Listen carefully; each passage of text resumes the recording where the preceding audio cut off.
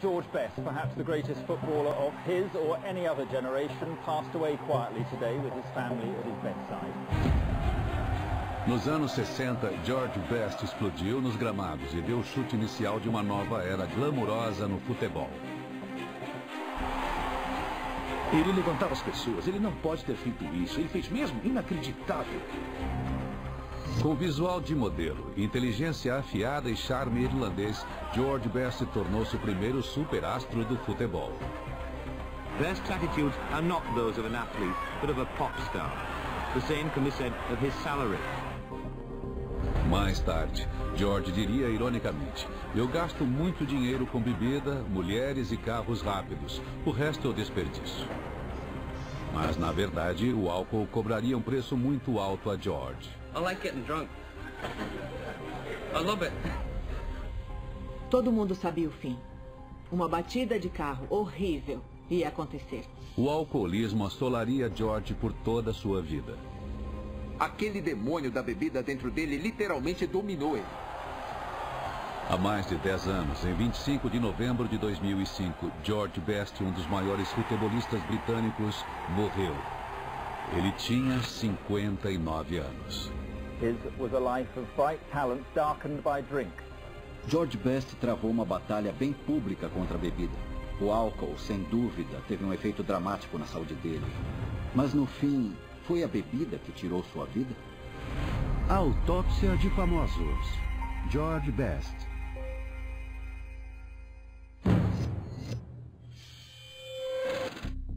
O Dr. Jason Penn James é um especialista em medicina forense legal, reconhecido internacionalmente. Sua experiência foi convocada pela Agência Nacional de Crime do Reino Unido, pela Polícia Metropolitana de Londres e por forças-tarefas americanas e britânicas. Agora, mais de 10 anos após a morte de George Best, ele irá descobrir a verdade por trás da partida precoce desta lenda do futebol. A longa batalha de George Best com o alcoolismo foi muito bem documentada. Mas estou aqui com o atestado de óbito dele, que lista múltiplas causas da morte. Mas o álcool não está entre elas. Então eu quero investigar o que aconteceu nos meses e semanas que culminaram com a morte dele. Porque se o álcool não estava envolvido, por que ele morreu? Para ajudá-lo a revelar o mistério, o Dr. Penn James obteve acesso exclusivo a relatos médicos sobre os últimos dias de George Best. 11h22 da manhã, segunda-feira, 26 de setembro de 2005. George Best é internado no hospital particular Cromwell, em Londres, a curta distância de sua casa em Chelsea. Ele é acompanhado por seu amigo e agente Phil Hughes. Ele estava bem ofegante, tossindo muito. E estava muito fraco. Ele precisou ser ajudado para se deitar na cama. George está sofrendo com sintomas similares aos da gripe há quase um mês. Mas eu estava convencido de que ele ficaria lá por algumas semanas e que ele ia ser tratado do que ele tivesse e ia voltar para casa. A primeira coisa que podia ser notada no George é que para um homem daquela idade, 59 anos, ele estava frágil e abaixo do peso. E isso pode ser causado por uma série de doenças relacionadas à dependência de álcool. Como jogador de futebol, George nunca dependeu de seu tamanho para ter sucesso. Ele era um menino magro de 14 anos de um conjunto habitacional de Belfast, quando em 1963 foi contratado pelo Manchester United. Ninguém nunca havia visto um jogador como ele. Ele defendia melhor do que os zagueiros, cabeceava melhor do que os volantes, driblava adversários como se eles não existissem. Ele chutava com o pé esquerdo, com o direito e marcou alguns dos melhores gols que eu já vi. Com 20 e poucos anos, George já havia se estabelecido como uma das estrelas do clube. Jovem, famoso e bonito, ele rapidamente se viu envolvido na agitada cena social de Manchester dos anos 60. O George queria ter uma vida social animada. Basicamente, ele era um cara meio tímido. No começo, ele não bebia muito. A atração do George era que a bebida completava ele socialmente. Mas logo, George estava abraçando a vida noturna da cidade com a mesma paixão que dedicava ao futebol. No início dos anos 70, as histórias de suas bebedeiras e festas estavam ficando tão lendárias quanto suas performances nos campos. Ele estava num cassino com a Miss Mundo e ganhou $30 mil. Depois ele voltou pro quarto do hotel, espalhou os 30 mil na cama e vestiu a Miss Mundo num hobby.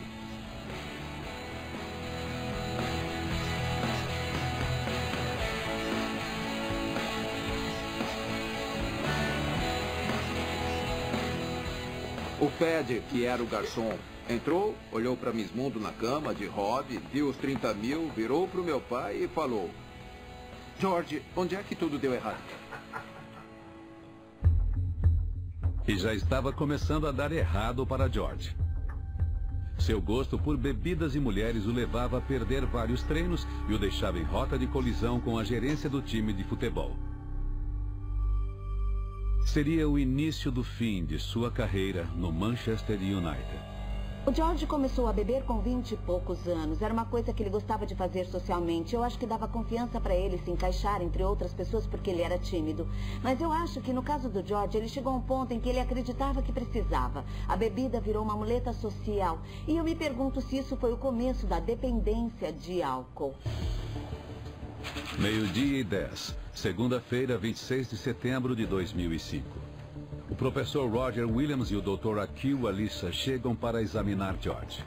Eles supervisionam seus cuidados médicos nos últimos 5 anos e o conhecem bem. Ele era um homem realista e uma pessoa com quem qualquer um se dá bem. Os médicos começam pelos sintomas similares aos da gripe. Nós vimos que ele tinha evidência de fluido nos pulmões e também tinha evidências de infecção. A maior preocupação não é a infecção pulmonar, mas quanto George tem bebido nos últimos meses. Nós ficamos preocupados porque ele bebia em excesso, mas nas últimas 4 semanas ou mais antes da internação, ele tinha maneirado. Só que a gente não podia garantir nada.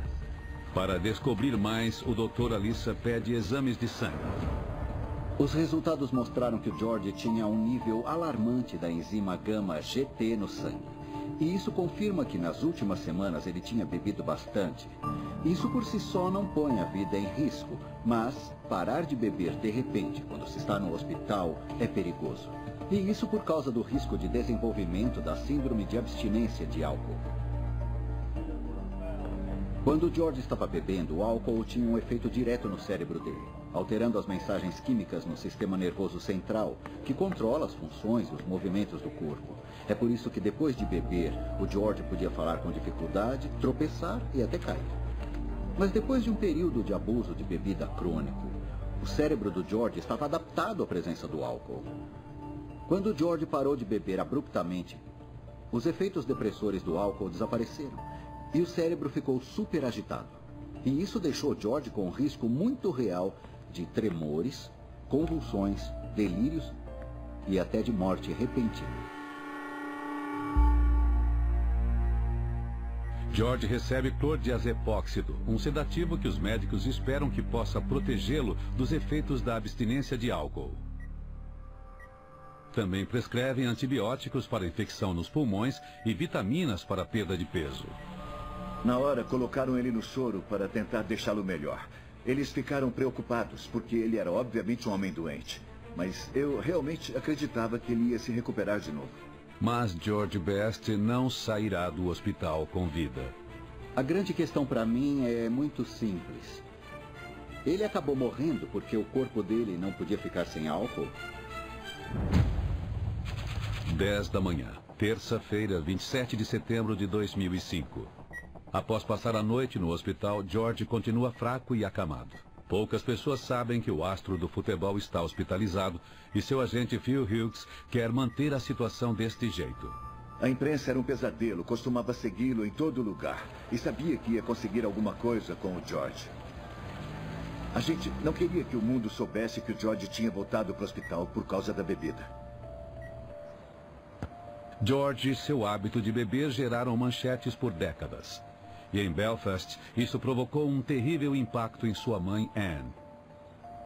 I'll admit, wondering many a time where he is, what he's doing.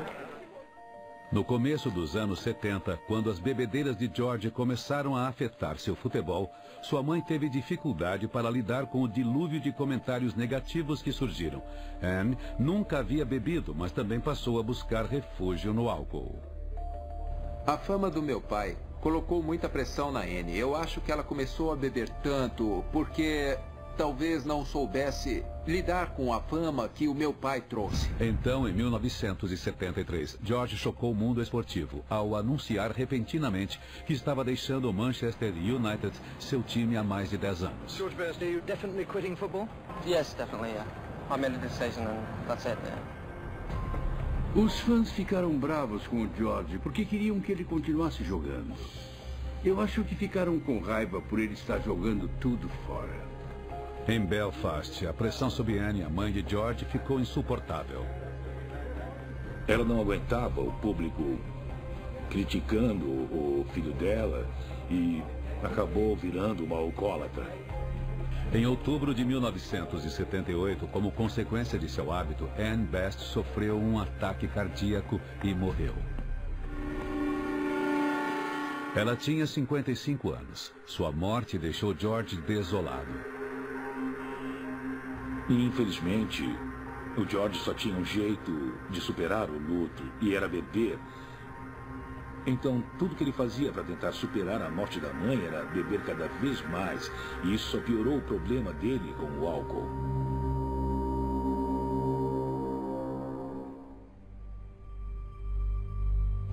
Eu acho que quando meu pai perdeu a mãe dele, isso já é pesado bastante para qualquer um. Ele passou por isso nos holofotes e pensando que talvez a pressão que ele tenha trazido para a vida dela tenha feito isso. Imagino que ele tenha ficado deprimido. Quando eu perdi meu pai, eu recorri à bebida e acho que quando ele perdeu a mãe dele, ele passou a beber ainda mais. A ironia trágica de quando a mãe do George morreu por causa do alcoolismo teve um enorme impacto no George. Ele deve ter sentido uma culpa gigantesca depois disso. E o que ele fez? Ele recorreu ainda mais à bebida. Porque esse era o jeito dele se anestesiar de certos sentimentos que são muito difíceis e dolorosos. O George pode ter danificado o coração fatalmente com o álcool, assim como a mãe dele. O alto consumo de álcool pode afetar o coração de várias maneiras. Pode causar cardiomiopatia, em que o coração aumenta e não consegue bombear direito. Também pode provocar arritmia, que é o batimento irregular. Nos dois casos, pode haver insuficiência cardíaca. E isso provavelmente explica como a Anne, a mãe do George, morreu. Olhando os registros dele, não existe evidência de cardiomiopatia ou arritmia. Então o George não morreu como a mãe dele. Quarta-feira, 28 de setembro de 2005. Já faz 2 dias que George foi internado e agora a imprensa descobriu. Entramos discretamente e foi tudo bem tranquilo, mas meu celular foi rastreado por um jornal. E em pouco tempo, um grupo grande estava lá fora esperando a gente. A mídia está desesperada para saber se George foi parar no hospital como resultado de seu vício. Nesta tarde, Phil Hughes dá uma declaração à imprensa afirmando que George Best está internado devido a uma infecção pulmonar. O George pode ter dado entrada no hospital com uma infecção pulmonar e estava sendo tratado com antibióticos. Então isso não devia ser uma preocupação. A grande preocupação, na verdade, ainda era o risco real da abstinência de álcool, que podia acontecer a qualquer hora ao longo dos próximos dias. E eu vi no histórico do George que ele já teve crise de abstinência antes. Los Angeles, Califórnia, 1981. Depois que suas bebedeiras o fizeram deixar o Manchester United, George continuou o estilo de vida regado a champanhe enquanto jogava na Liga de Futebol dos Estados Unidos. Por um bom tempo, ele fez sucesso lá, mas ele continuou bebendo bastante. Só que o George podia jogar com 60% da forma física e ainda era uma estrela. Em Los Angeles, ele conheceu e se casou com a modelo e ex-coelhinha da Playboy, Andy James. Em 1981, seu filho Carlon nasceu. Depois que o filho nasceu, George decidiu que estava na hora de se endireitar. Se ele não fizesse isso agora, com um filho para cuidar, nunca mais ia fazer. Ele percebeu isso. Então, George procurou ajuda para combater seu vício e começou a tomar disulfiram, droga usada no tratamento do alcoolismo. O disulfiram altera a maneira com que o fígado processa o álcool. Em vez de o fígado decompor o álcool em subprodutos inofensivos, ele produz acetaldeído, uma substância essencial no surgimento da ressaca. Se alguém beber tomando disulfiram, desenvolve sintomas como dor de cabeça intensa, vômito e rubor. A princípio, a prescrição de George era de disulfiram em comprimidos.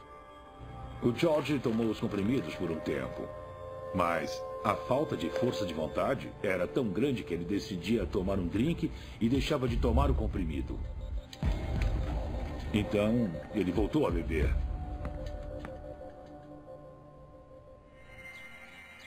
Incapaz de resistir à vontade que surgia com a abstinência de álcool, George recorreu a medidas mais extremas.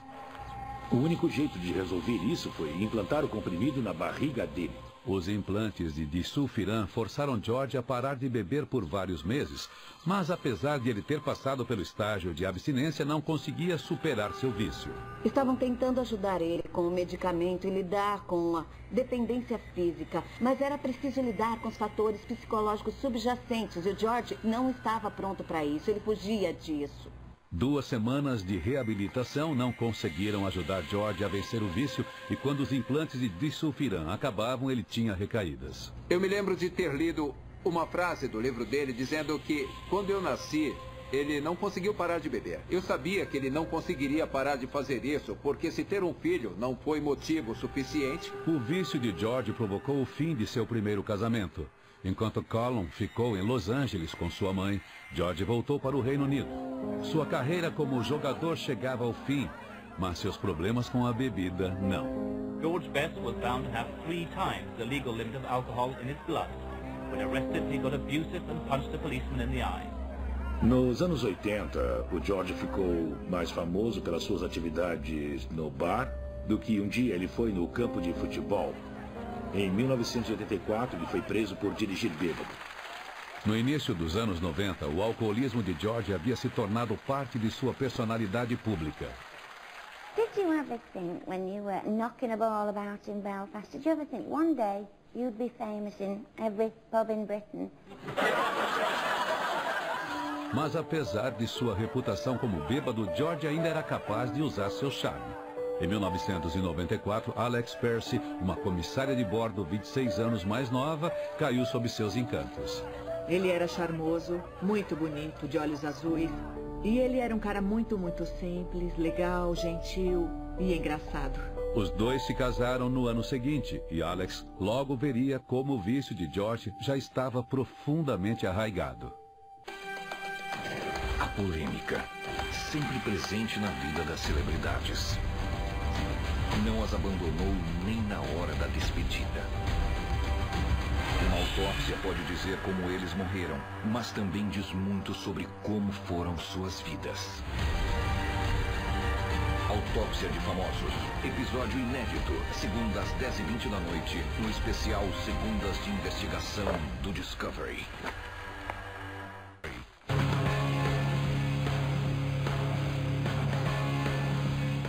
O engraçado é que o George nunca bebia em casa. Ele não consumia álcool em casa. Às 10 da manhã ele já estava no bar. E o bar abria só para ele. Ele ia para beber vinho branco. Ele ficava no bar até fechar. Eu pensava, caramba! E era um ciclo contínuo, todo dia. Foi aí que eu percebi que era um problema grave. Sexta-feira, 30 de setembro de 2005. Apesar de George Best ter sido internado com uma infecção pulmonar, seus médicos procuram ansiosamente por sinais de abstinência de álcool. Depois de 3 dias no hospital, George não tinha mostrado sinais nem sintomas significativos de abstinência de álcool. Então eu só posso concluir que a morte dele não foi causada por abstinência de álcool. 00:45, terça-feira, 3 de outubro de 2005. Após 7 dias no hospital, a infecção nos pulmões de George não mostra sinais de melhora. Então ele começou a piorar e todos os remédios que davam para ele pareciam não ajudar em nada. Até agora, os médicos tentaram 3 tipos de antibiótico, mas nenhum deles teve algum efeito. Nós tivemos que descobrir por que a infecção não cedia e começamos a achar que ele estava dando sinais de que a infecção tinha se espalhado. Foi aí que decidimos que ele precisava ir para a unidade de terapia intensiva. Nas primeiras horas da manhã de terça-feira, Phil dá a notícia ao filho de George, Colin. O Phil me ligou chorando. Ele falou que seu pai foi levado para a unidade de terapia intensiva. Eu ainda não tinha visitado ele. Foi assustador. A infecção já tinha se espalhado dos pulmões para outros órgãos, incluindo os rins, e para a corrente sanguínea, causando septicemia. Então, uma conjunção de infecções estava se formando, afetando o corpo inteiro. George Best está na UTI desde pouco depois da meia-noite. Seu filho Colin está ao lado de seu leito. George está perdendo e recobrando a consciência. Às vezes ele dormia e eu ficava lá esperando ele acordar. Ele me olhava, eu olhava para ele. Ele acenava e voltava a dormir. Eu fiquei lá com ele, ficamos só eu e meu pai naquele quarto. Foi muito, muito difícil para mim. Agora o George enfrenta uma situação muito arriscada. Se os médicos não conseguirem controlar a infecção que está destruindo o corpo dele, os órgãos vitais vão falhar e o George vai morrer.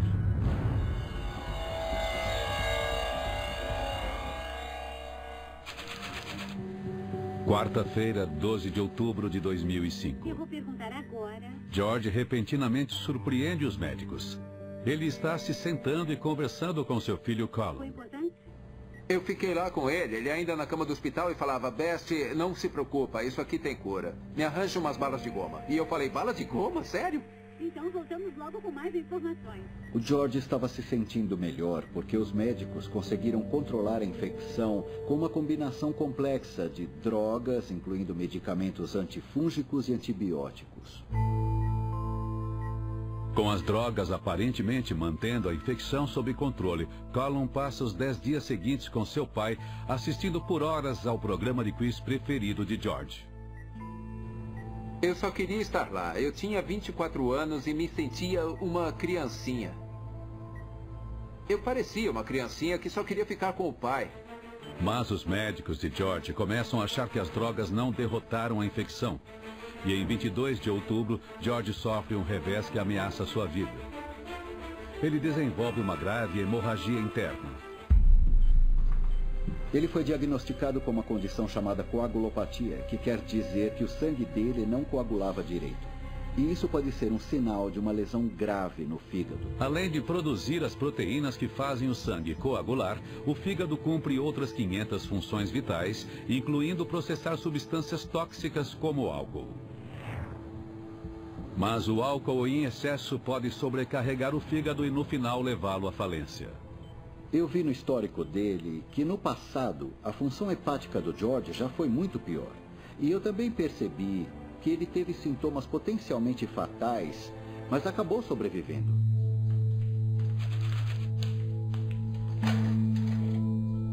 Junho 1999, Chelsea, oeste de Londres. Bom dia, amor. Os efeitos de 30 anos de alcoolismo começaram a cobrar um preço do corpo de George. Algumas coisas na saúde do George disparavam os alertas. Ele começou a ter tremores e o tratamento era tomar uma bebida. O café da manhã dele era uma taça de vinho. George sabia que seus tremores eram resultado dos estágios iniciais de abstinência de álcool e durante anos seu tratamento foi ir para o bar. Mas aproximava, ficava cada vez mais difícil para George ignorar os sinais de alerta de que seu fígado estava começando a falhar. Ele estava com uma ferida na perna. Ele cutucou e aí falou: meu Deus, Alex, vem ver. Eu fui ver e aquilo não parava de sangrar. E sangrou, sangrou, sangrou o dia todo. Ele sabia o que estava acontecendo, que era o fígado dele. Eu acho que ele só não queria aceitar os fatos. O George estava começando a ficar doente, doente, doente e não conseguia comer nada.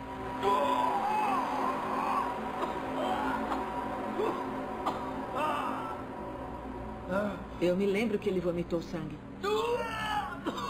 E eu me lembro que ele vomitava em todo lugar. Ele estava bem e, de repente, começava a passar mal.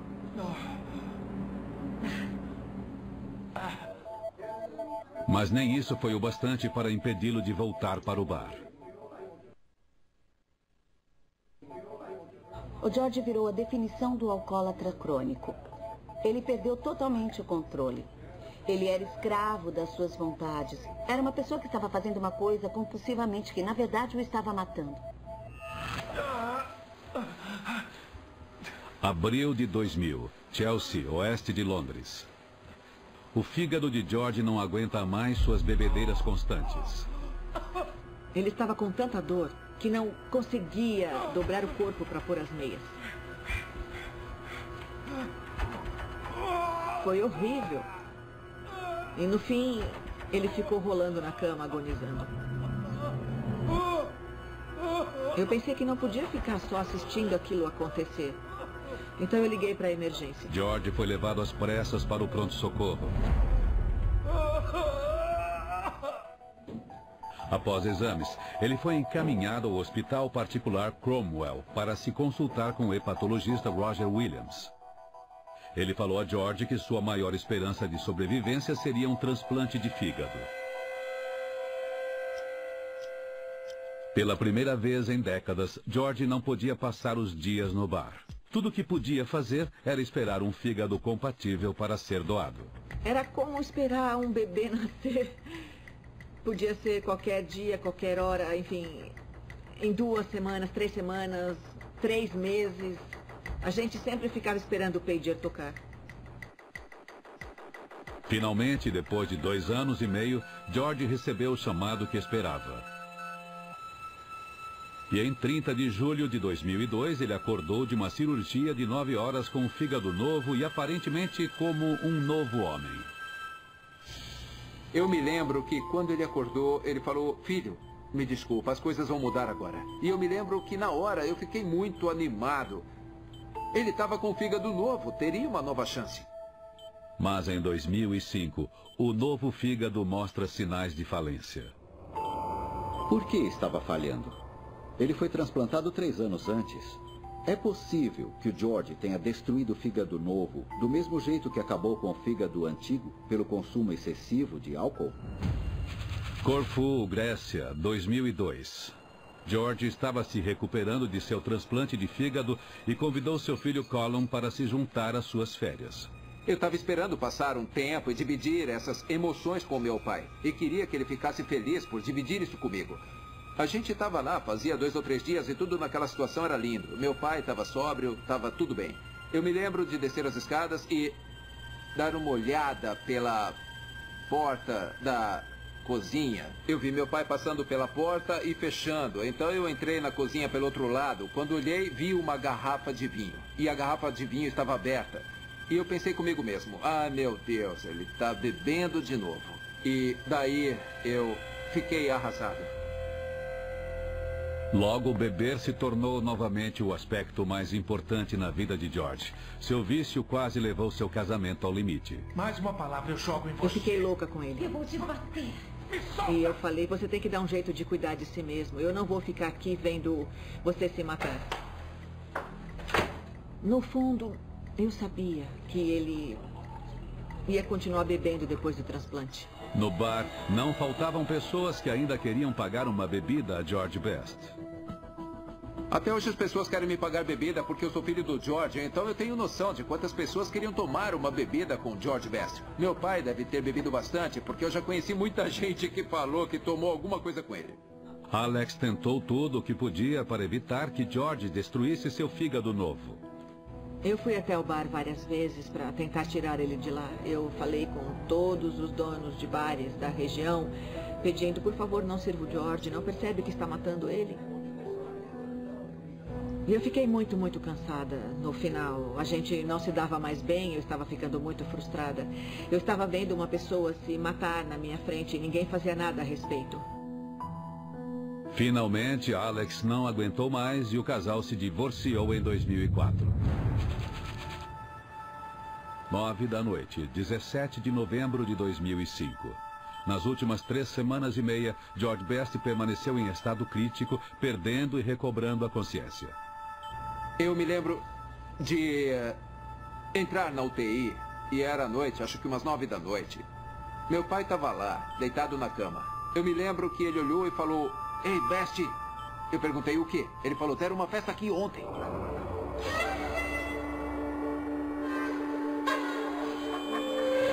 George começou a alucinar. Ele está convencido de que os médicos e as enfermeiras deram uma festa em seu quarto. Eu perguntei, "Do que é que você está falando?" Eu comecei a pirar, pensando no que ele estava falando. O George estava com encefalopatia hepática. Isso é um sinal de que o estrago no fígado tinha piorado ainda mais. E ele ficou incapaz de eliminar toxinas, que passaram a afetar o cérebro e provocar alucinações muito vívidas. A festa na cabeça de George parece muito real. Ele pede a seu agente Phil Hughes para fazer algo a respeito. Eu até rio porque eu falei, "George, você normalmente ia querer se juntar a eles e não me pedir para eles pararem." E ele disse, "Phil, eles têm que parar. É preciso fazê-los parar."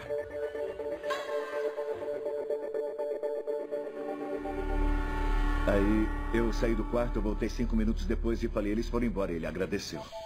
Agora ficou claro para os médicos de George por que o fígado transplantado está em falência. Para alcoólatras como George, que continuam bebendo depois do transplante, é muito arriscado. Mas não significa necessariamente que o fígado novo vai ter o mesmo fim do fígado antigo. No caso do George, o fígado estava falhando não por causa da bebida, mas devido a uma infecção. 8 da manhã, 18 de novembro de 2005. Durante a noite, a infecção tem um efeito catastrófico no estado de George e ele precisa ser sedado. A infecção dominou o corpo dele. Os órgãos vitais começaram a falhar e o George ficou dependente de aparelhos para continuar vivo. O Phil chorava no telefone e só dizia que tinha mudado para pior. Os remédios não estavam funcionando e estavam ficando sem opções para resolver o problema que o meu pai tinha. Durante 2 meses, os médicos do George tentaram todos os antibióticos para tentar combater a infecção, mas não tiveram sucesso. Mas ainda existia uma esperança. Desde o transplante, o George estava tomando imunossupressores para tentar evitar que o corpo rejeitasse o fígado novo. Os médicos suspenderam esses medicamentos para tentar fazer o sistema imunológico combater a infecção. Mas foi uma aposta desesperada. 3 da tarde, 24 de novembro de 2005. George Best permanece ligado a aparelhos. Ele está sedado há mais de 1 semana. Suspender as drogas imunossupressoras não fez diferença alguma e os médicos percebem que não podem fazer mais nada por George. Foi realmente difícil ver o George piorando a cada dia. E foi muito doloroso também para nós que, mesmo com a expectativa de toda a família e mesmo com a expectativa do país, ter que perceber de repente que podíamos perder o paciente e também perder um amigo. Os parentes e amigos mais próximos de George se reúnem em seu leito. Os médicos explicam que, sem esperança de recuperação, resta apenas uma opção. Passamos um tempão tentando deixá-lo melhor, tantos anos, toda a esperança que eu tinha.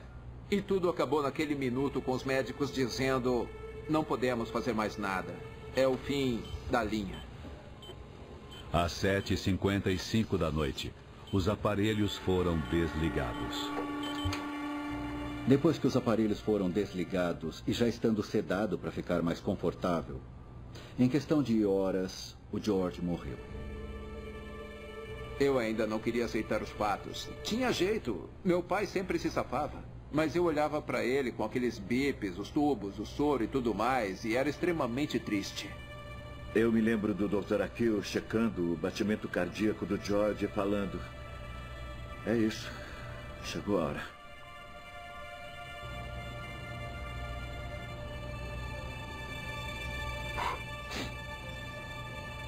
Então nós só olhamos uns para os outros. E enfim, Meu pai faleceu.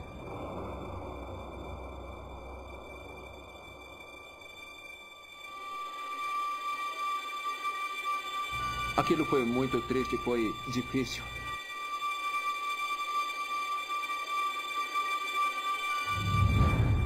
I want to talk today. My father has passed away. Not only have I lost my dad, but we've all lost a wonderful man. George Best was probably the most naturally gifted footballer of his generation. One of the greatest footballers the UK has ever produced. The Belfast boy who came to Manchester United with magic in his feet and a self-destruct button in his soul passed away quietly today. His was a life of bright talent darkened by drink. Houve uma explosão impressionante de amor e carinho para o George Best quando ele morreu.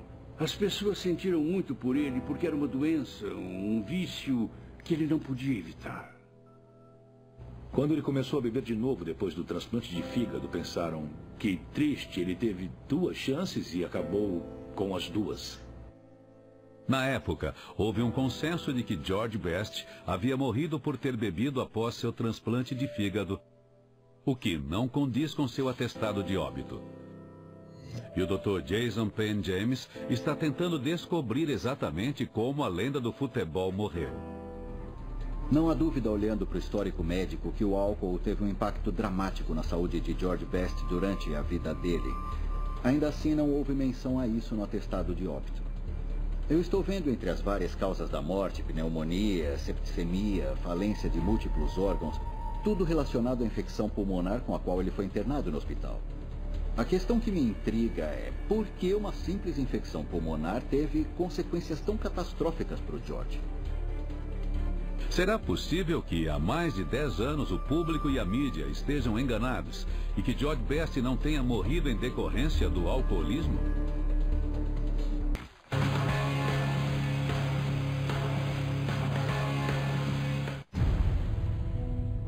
Quando George Best faleceu em 2005, havia pouca dúvida para o público de que ele havia morrido em decorrência do alcoolismo.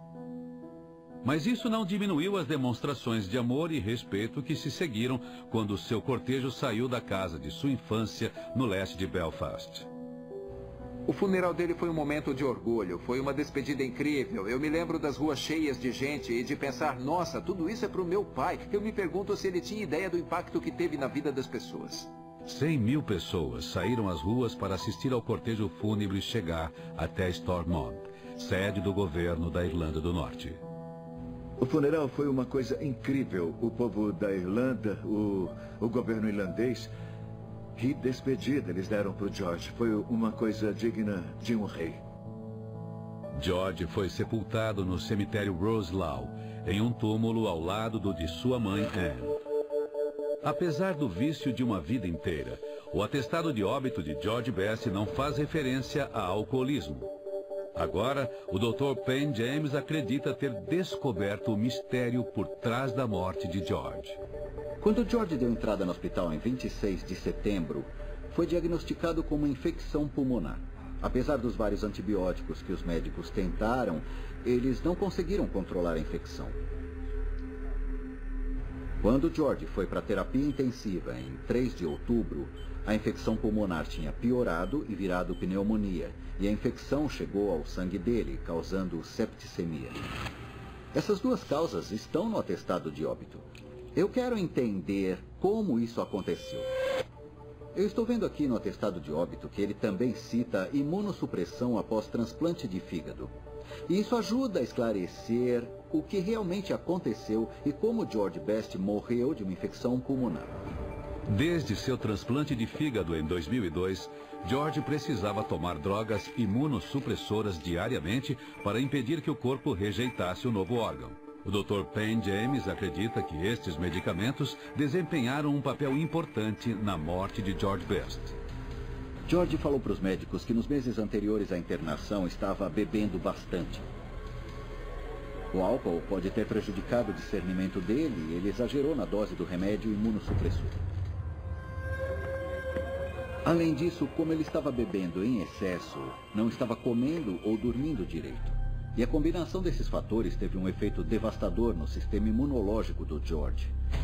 Ele não estava só suprimido, estava praticamente desligado. Sem um sistema imunológico funcional, o corpo de George ficou sem defesa contra a infecção. Quando ele desenvolveu a infecção no pulmão, não tinha nada para impedir que ela se espalhasse pelo corpo. Quando os aparelhos que mantinham o George vivo foram desligados, a infecção tinha simplesmente tomado todos os órgãos vitais. Os pulmões, os rins, o fígado, o coração e o cérebro.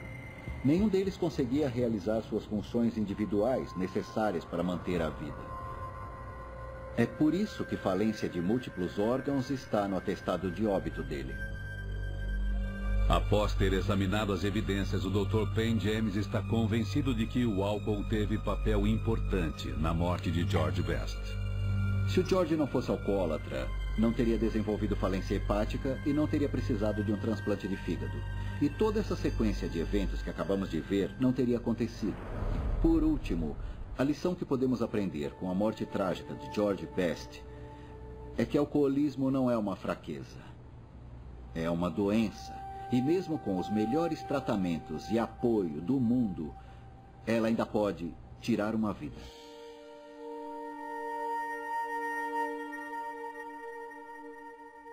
Well, I know what they will think. They forget all the rubbish when I'm gone. And they'll remember the football. Yes, it must be for George Best! Sempre dizem, nunca conheça seus heróis, você vai se decepcionar. Eu não me decepcionei, ele era um homem fantástico. Eu amava ele. Realmente amava. Ele era super inteligente, era brilhante, um louco adorável. Eu não conheço nenhuma pessoa em todo o mundo que se safou do que ele conseguiu escapar. Bom, quando você começa a ouvir frases como eu parei de beber em 1979 e foram os piores 20 minutos da minha vida. Eu até rio, mas logo penso no lado triste disso. Cara, eu perdi meu pai pra bebida. Eu perdi meu pai pra uma piada dessas. O melhor jogador, e não tinha ninguém melhor pra pegar mulher. Que Deus abençoe.